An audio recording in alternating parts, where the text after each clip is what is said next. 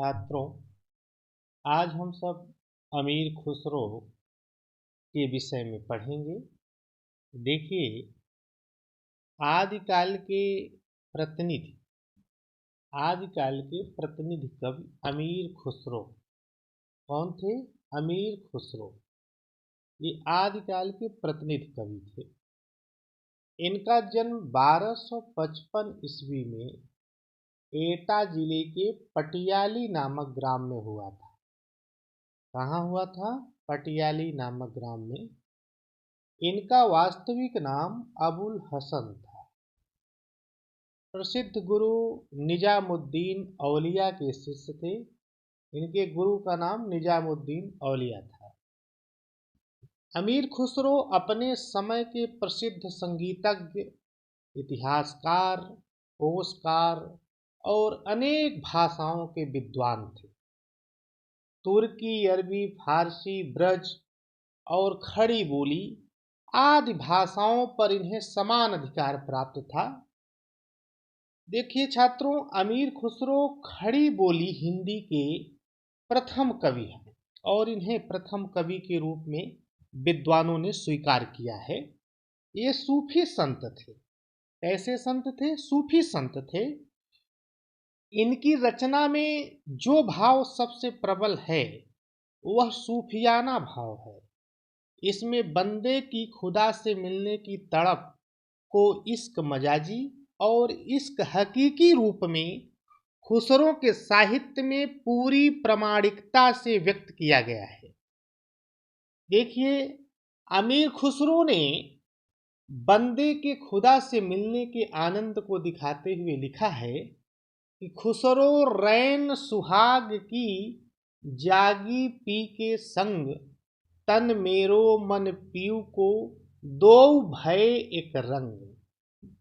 प्रसिद्ध विद्वान राम स्वरूप चतुर्वेदी अमीर खुसरो को इस बात का श्रेय देते हैं कि उन्होंने दो विपरीत धर्मों के बीच, हिंदू और मुस्लिम, दो विपरीत धर्मों के बीच अजनबीपन को दूर करते हुए हिंदू और इस्लाम के मध्य समन्वय स्थापित करने का प्रयास किया है। अनेक विद्वानों ने इन्हें हिंदुस्तान की तूती, नोट करिए इस प्रश्न को, परीक्षा में आपके ऑब्जेक्टिव में जो प्रश्न बनेंगे उसमें ये पूछा जा सकता है। हिंदुस्तान की तूती इनको कहा है और उन्होंने स्वयं को तूतीय हिंद अर्थात हिंदुस्तान की तूती स्वीकार किया है।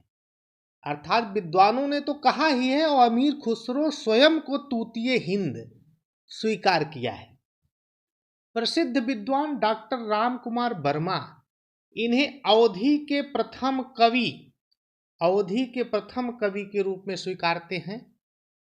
ईश्वरी प्रसाद ने अमीर खुसरो को कवियों में राजकुमार माना है। नोट करिए, ईश्वरी प्रसाद विद्वान हैं, इन्होंने अमीर खुसरो को कवियों में राजकुमार माना है। अलाउद्दीन खिलजी ने अमीर खुसरो को तोताए हिंद की उपाधि दी थी। अलाउद्दीन खिलजी ने कौन सी उपाधि दी थी अमीर खुसरो को? तोताए हिंद की उपाधि दी थी। इस तरह तत्कालीन समय में विद्वानों ने अमीर खुसरो को अनेक उपाधियों से नवाजा। अमीर खुसरो गुलाम, खिलजी और तुगलक, 3 अफगान राजवंशों और 11 सुल्तानों को देखा था। जलालुद्दीन खिलजी अमीर खुसरो से प्रभावित होकर अमीर की उपाधि, नोट करिए, जलालुद्दीन खिलजी ने कौन सी उपाधि दी थी इनको? अमीर की उपाधि दी थी। और इनकी पहेलियां, मुकरियां लोगों की जुबान पर है। मनोरंजन के माध्यम से इन्होंने लोक व्यवहार की शिक्षा देना ही इनका मुख्य उद्देश्य रहा है। इनके विषय में डॉक्टर राम कुमार वर्मा प्रसिद्ध विद्वान हैं। ये कहते हैं कि चारणकालीन रक्त रंजित इतिहास में जब पश्चिम के चारणों की डिंगल कविता उद्यत स्वरों में गूंज रही थी और प्रतिध्वनि और भी उग्र थी, पूर्व में गोरखनाथ की गंभीर धार्मिक प्रवृत्ति आत्मशासन की शिक्षा दे रही थी, उस काल में अमीर खुसरो की विनोदपूर्ण प्रकृति हिंदी साहित्य के इतिहास में एक महान निधि है। वास्तव में अमीर खुसरो हिंदू मुस्लिम एकता के सेतुबंध थे। देखिए छात्रों, मनोरंजन और रसिकता के अवतारी कवि अमीर खुसरो अपनी मौलिकता के कारण इतिहास में सदैव स्मरणीय रहेंगे। इन्होंने लौकिक प्रेम के माध्यम से अलौकिक प्रेम की अभिव्यक्ति करते हुए कहा है, खुसरो रैन सुहाग की जागी पी के संग, तन मेरो मन पीऊ को दो भय एक रंग। तो देखिए, अमीर खुसरो मूलतः फारसी के कवि थे। इसके कवि थे, फारसी भाषा के कवि थे और उनकी प्रमुख रचनाएं फारसी में ही है। इनके द्वारा रचित लगभग 100 रचनाएं मानी जाती हैं। इनके द्वारा लगभग रचित कितनी रचनाएं मानी जाती हैं? 100 रचनाएं मानी जाती हैं, किंतु उपलब्ध रचनाओं की संख्या 20-22 से अधिक नहीं है। हिंदी में इनकी 3 रचनाएं मानी जाती हैं। हिंदी में इनकी 3 रचनाएं मानी जाती हैं, खालिक बारी, हालात कन्हैया और नजरान हिंदी। इसके अतिरिक्त हिंदी में इनकी पहेलियों, मुकरियों, दो सखनों, निस्बतों, अनमेलियों एवं ढकोसलों, हिंदी फारसी मिश्रित गजलों की संख्या पर्याप्त है। खुसरो द्वारा रचित बाबुल गीतों में पिता के घर से विदा होती हुई कन्या की वेदना का हृदय ग्राही स्वर मुखर हुआ है। उसमें अमीर खुसरो जी कहते हैं, काहे को बियाहे परदेश सुन बाबुल मोरे। तो इसमें जो है घर से विदा हो रही है कन्या, और कन्या का जो स्वर है हृदय का एकदम वेदना से भरा हुआ है, और इसको अमीर खुसरो अपनी कविता के माध्यम से व्यक्त कर रहे हैं कि काहे को बियाहे परदेश सुन बाबुल मोरे। ये आपके पाठ्यक्रम में एक कविता भी है, नोट करिएगा इसको। देखिए, खुसरो ने अपने गुरु निजामुद्दीन औलिया को लक्ष्य करके पति पत्नी के लौकिक रूप के माध्यम से अलौकिक प्रेम की व्यंजना की है। पर्वत बांस मंगाओ मोरे बाबुल, नीका मड़ुआ छवायरी। पर्वत बांस मंगाओ मोरे बाबुल, नीका मड़ुआ छवायरी। इनकी जो खालिक बारी शीर्षक रचना में शब्दों के अरबी फारसी हिंदी पर्याय दिए गए हैं। खालिक बारी क्या है? कि हिंदी के इसमें जो है अरबी फारसी हिंदी के पर्याय दिए गए हैं, और पहेलियों और मुकरियों की भाषा खड़ी बोली के बिल्कुल निकट है। जैसे देखिए, इनकी ये जो पहेली है, एक थाल मोती से भरा, सबके सिर पर औंधा पड़ा, चारों ओर वह थाली फिरे, मोती उससे एक न गिरे। ये इनकी बड़ी प्रसिद्ध पहेली है। तो देखिए, कहा जा सकता है कि अमीर खुसरो की रचनाओं का ऐतिहासिक महत्व है। उनकी भाषा और संवेदना दोनों में अद्वैतपन है। फारसी और हिंदी के कला साधक, फारसी और हिंदी दोनों भाषाओं के विद्वान थे। कला साधक ने हिंदू और मुस्लिम दोनों संस्कृतियों को जोड़ने का प्रयास किया है। तो छात्रों, आदिकाल के ये प्रसिद्ध कवि अमीर खुसरो थे, जिन्होंने दोनों संस्कृतियों को जोड़ने का प्रयास किया है। मैंने पिछली क्लास में आप लोगों को बताया था कि आदिकाल की 4 प्रमुख प्रवृत्तियां हैं: वीरगाथात्मक, श्रृंगारिकता, आध्यात्मिकता। 3 हुई, वीरगाथात्मक, श्रृंगारिकता, आध्यात्मिकता। चौथी प्रवृत्ति है मनोरंजनात्मकता। अर्थात अमीर खुसरो एक तरफ बैठ करके वो दोनों संस्कृतियों को मिलाने का प्रयास कर रहे थे। तो आदिकाल में अमीर खुसरो का बहुत बड़ा योगदान है। आगे चलकर इसका विकास भक्ति काल में हुआ है मलिक मोहम्मद जायसी के माध्यम से। तो आप लोग परीक्षा में एक अमीर खुसरो को अपने तरीके से प्रश्न का उत्तर लिख सकते हैं। अब हम पाठ्यक्रम के अनुसार विद्यापति पर चर्चा करेंगे। देखिए, विद्यापति आदिकाल के प्रसिद्ध कवि विद्यापति, आचार्य रामचंद्र शुक्ल इनको सिंगारिक कवि कहते हैं। बड़े ही विवादास्पद कवि हैं, क्योंकि कुछ विद्वान इनको भक्त कवि मानते हैं तो कुछ इनको सिंगारिक कवि मानते हैं। तो छात्रों देखिए, विद्यापति का जन्म बिहार प्रांत के दरभंगा जनपद के बिस्पी नामक ग्राम में 1350 ईस्वी के आसपास हुआ था। इनके पिता का नाम गणपत ठाकुर था। नोट करिए, इनके पिता का नाम गणपत ठाकुर और माता का नाम गंगा देवी। ठीक है। ये कीर्ति सिंह और शिव सिंह, कीर्ति सिंह और शिव सिंह के दरबारी कवि थे। परंतु दरबारी कवि होते हुए भी ये जन कवि भी थे। श्रृंगारिक होते हुए भी भक्त हैं। शैव, शाक्त, वैष्णव होते हुए भी धर्मनिरपेक्ष हैं। इन्होंने 3 भाषाओं में, नोट करिए, इन्होंने 3 भाषाओं में 14 ग्रंथों की रचना की थी। संस्कृत में इनकी रचनाएं हैं भू परिक्रमा, पुरुष परीक्षा, लिखनावली, विभाग सार, वर्षकृत्य, गया पत्तलक, शैव सर्वस्व सार, प्रमाणभूत पुराण संग्रह, गंगा वाक्यावली, दान वाक्यावली और दुर्गा भक्त तरंगिणी। औहट की रचनाएं भी इनकी हैं, जैसे कीर्ति लता और कीर्ति पताका।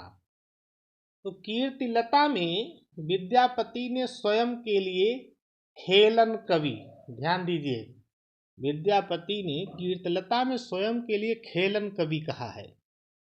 और कीर्ति पताका, यह इनकी रचना अप्राप्य है।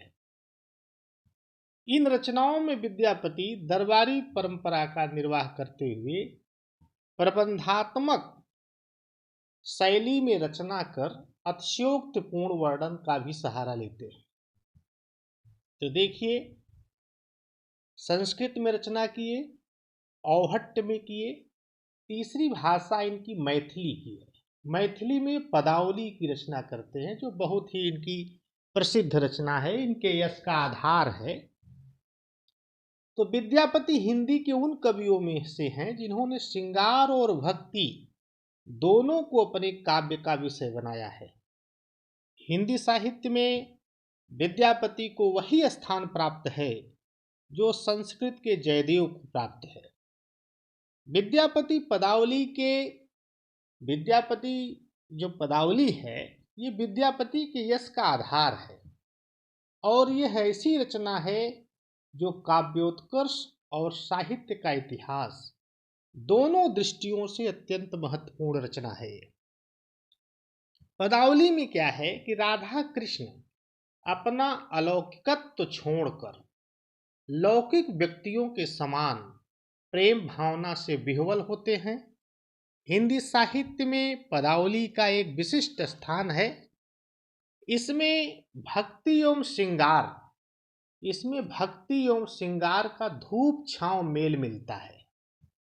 पदावली के कारण ही डॉक्टर बच्चन सिंह ने विद्यापति को जातीय कवि माना है। डॉक्टर बच्चन सिंह कौन सा कवि इन्हें माने हैं? जातीय कवि।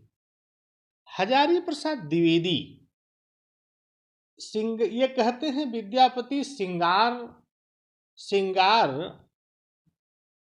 रस के सिद्ध वाक कवि हैं और इन्हीं विद्यापति की पदावली के गीतों को गाते गाते चैतन्य महाप्रभु आनंद विभोर हो जाते थे।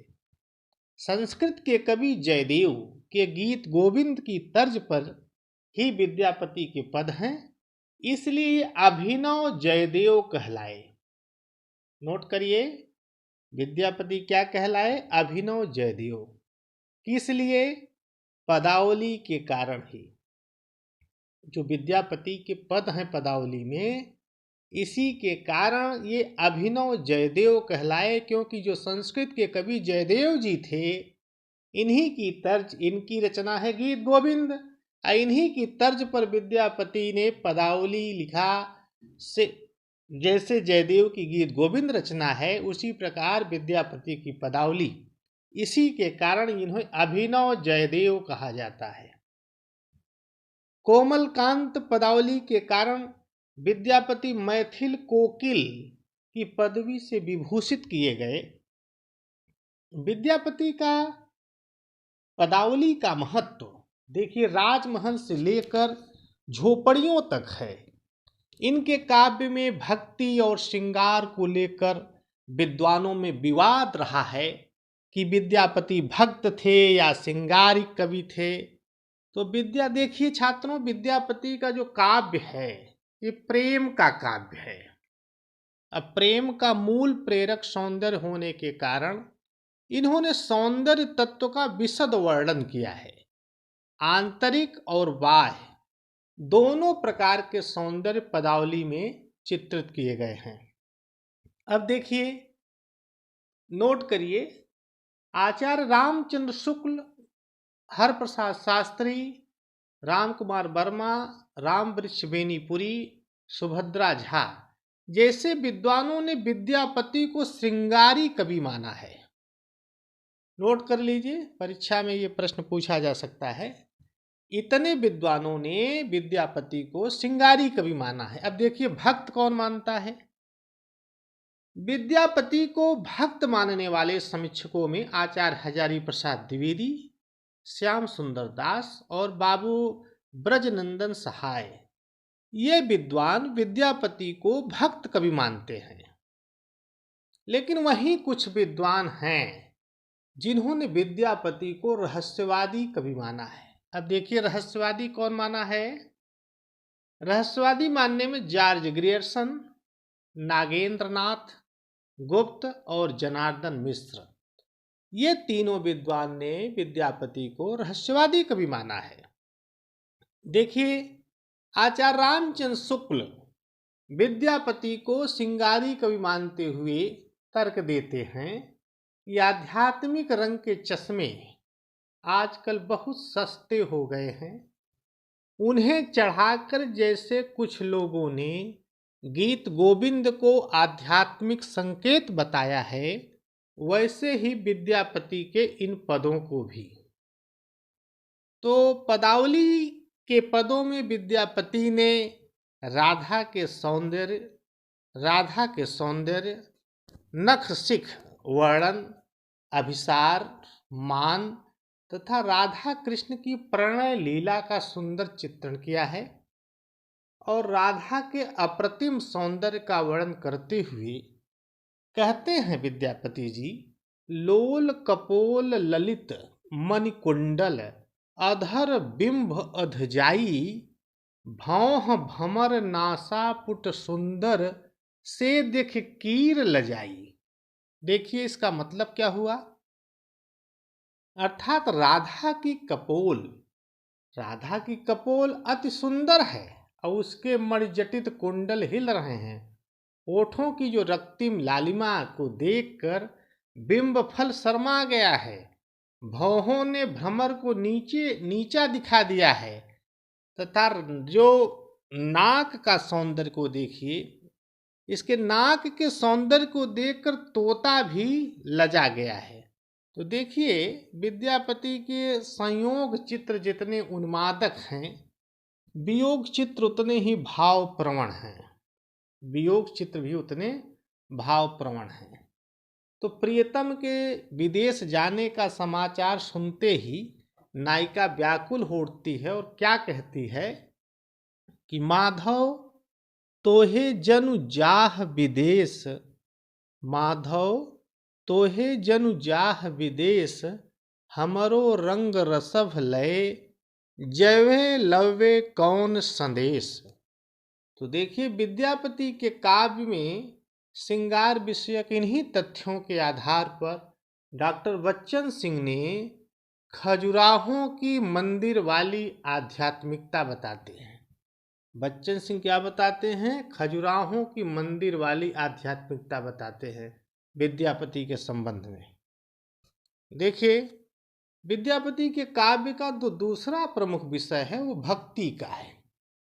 तो विद्यापति के पद जो श्रृंगारिक या अश्लील होते तो मंदिर में क्यों गाए जाते, ये तर्क है। या महाप्रभु चैतन्य इनके पदों को गाते गाते मूर्छित क्यों होते हैं। तो देखिए छात्रों, विद्यापति को भक्त मानते हुए जॉर्ज ग्रियर्सन विद्वान ने लिखा है कि राधा जीवात्मा का प्रतीक है और कृष्ण परमात्मा के।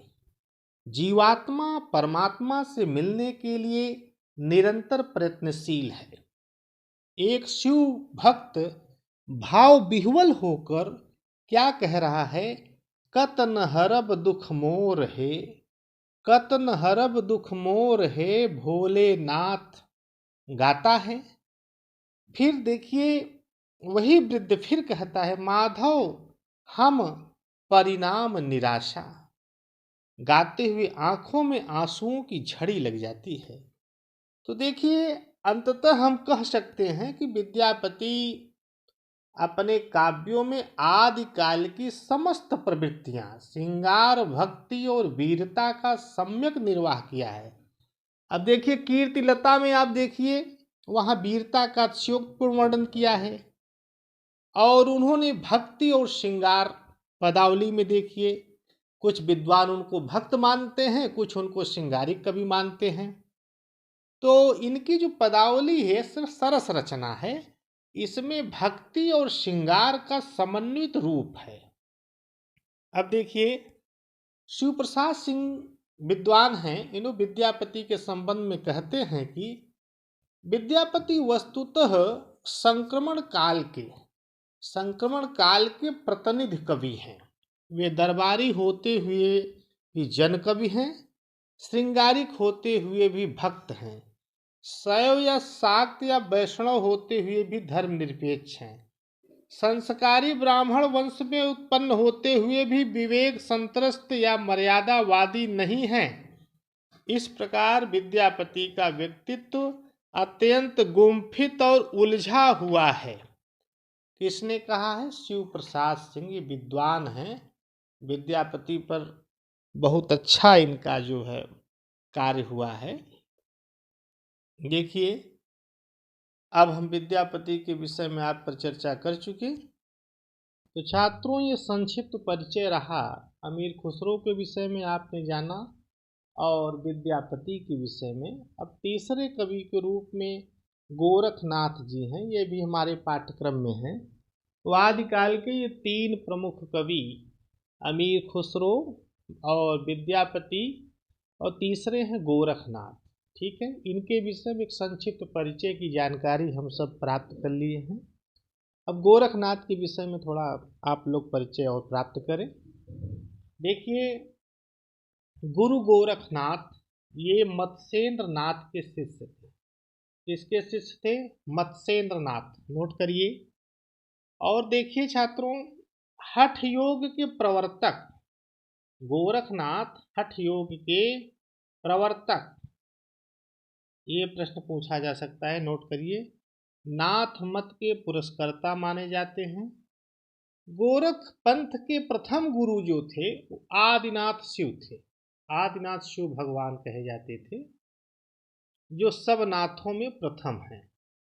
इनके बाद मत्स्येंद्र नाथ हुए, जो नारी भोग में विश्वास रखते थे। लेकिन इनके शिष्य गोरखनाथ जी अपने गुरु के आचरण का विरोध किया, अर्थात जो नारी भोग था उसका गोरखनाथ ने विरोध किया। और इनके संबंध में, गोरखनाथ के संबंध में आचार्य हजारी प्रसाद द्विवेदी जैसे विद्वान ने कहा है कि अपने युग के सबसे बड़ा नेता गोरखनाथ क्या थे? अपने युग के सबसे बड़ा नेता एवं शंकराचार्य के बाद महान प्रभावशाली और ऐतिहासिक पुरुष यदि कोई ठहरता है तो गोरखनाथ ही है। और एक महत्वपूर्ण और प्रश्न पूछा जा सकता है समय को लेकर। तो देखिए, गोरखनाथ के समय को लेकर विवाद है। राहुल सांकृत्यायन इनका समय 845 ईस्वी मानते हैं या 9वीं शताब्दी कह सकते हैं।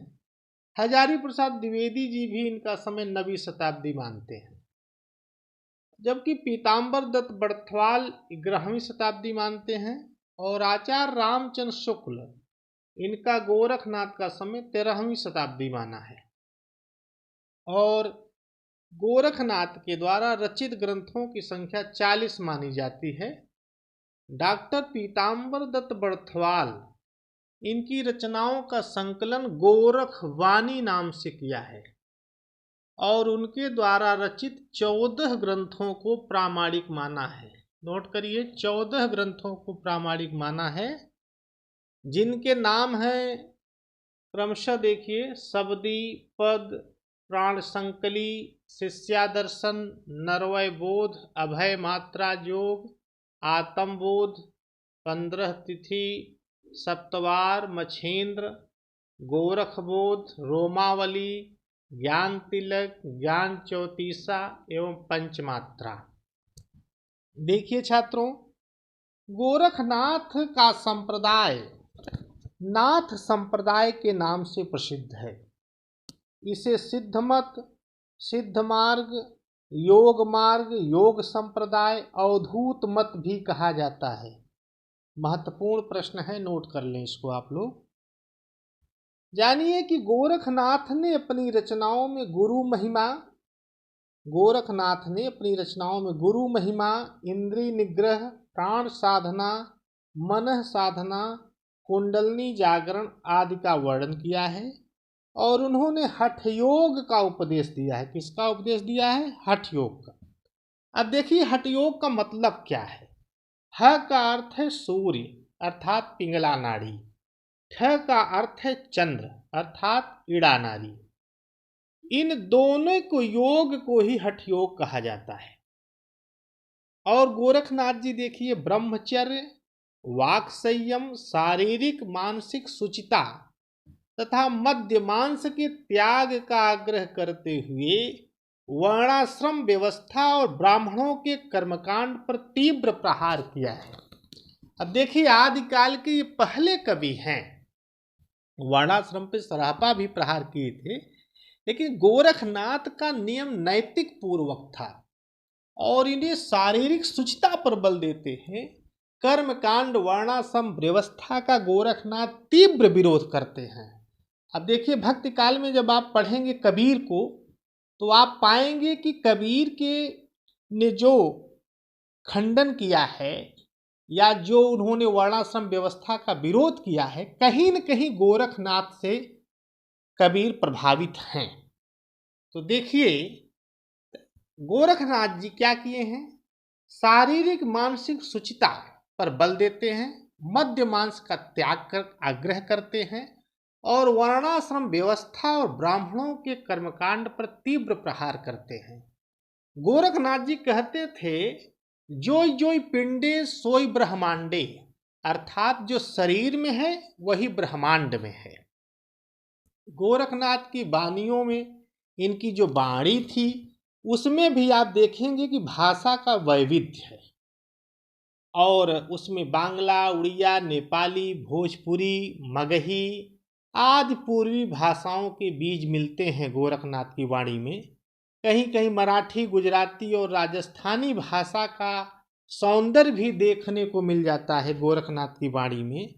तो देखिए, गोरखनाथ ने अपने साहित्य में प्रमुखतः 4 शैलियों का प्रयोग किया है। और शैली क्या है? प्रश्नोत्तर शैली, गेय शैली, आलंकारिक शैली और उलटबासी शैली। और उनकी सभी शैलियों का समन्वित रूप उदाहरण के रूप में आप देख सकते हैं।